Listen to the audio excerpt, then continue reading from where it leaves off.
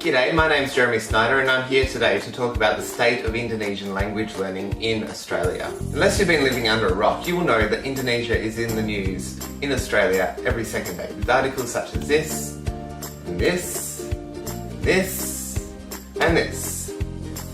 As you can see, the relationship between Australia and Indonesia is constantly evolving and it's growing.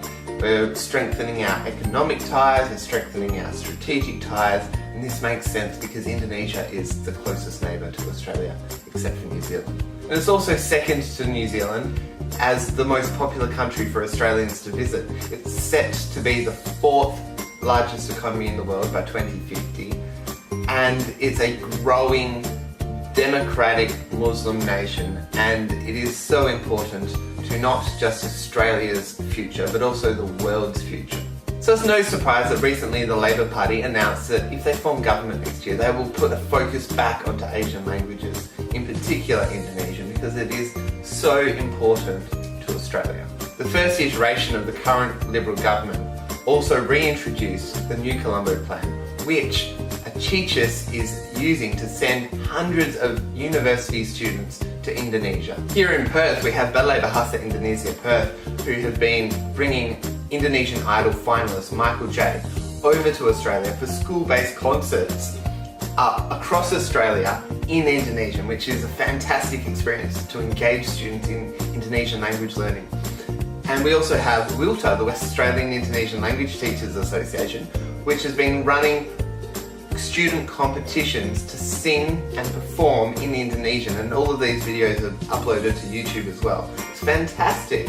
So there is a need for school students to be learning Indonesian. There is motivation for school students to be learning Indonesian. There is support for school students to be learning Indonesian. And even the Indonesian government is supporting school students in Australia to be learning Indonesian. And while the government and the community are all heading in this direction, the schools seem to be heading in the opposite direction. We have Bundah School in Canberra cutting their Indonesian program. Byron Bay recently cut their Indonesian program as well. And in Western Australia, I have found 4 jobs advertised for next year. 0.6 FTE, 0.6 FTE, 0.5 FTE, and 0.4 FTE. If every single job advertised for an English teacher was a part-time position, there would be an uproar. But you know what? It actually would not happen. If a school had a part-time English teaching position, they would combine it with another subject, such as drama, or media, or humanities. But this just doesn't happen with language teachers. And somebody should probably tell someone that the term "load" hasn't existed for over 10 years.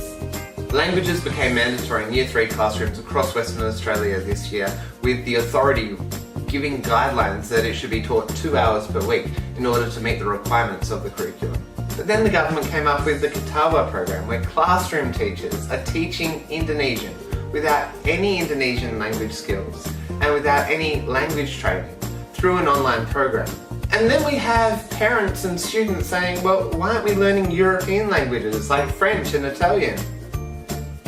Have you looked at a map lately? Australia, Indonesia. Other side of the world, Europe. We're not in England anymore. Come on, this is 2018 in Australia. What language is more important? So what needs to happen is school administrators and school policymakers need to listen to the government rhetoric and all of the news articles about Indonesia and Australia, which are constantly hitting the news, and the rhetoric coming out of Indonesia about learning Indonesian in Australia, and all of the advocates for Indonesian language learning right across Australia, and all of the opportunities for Indonesian language learners in Australia. And then show some leadership to support Indonesian language learning in Australia, because it just makes sense. I'm Jeremy Snyder. Terima kasih. Sampai jumpa.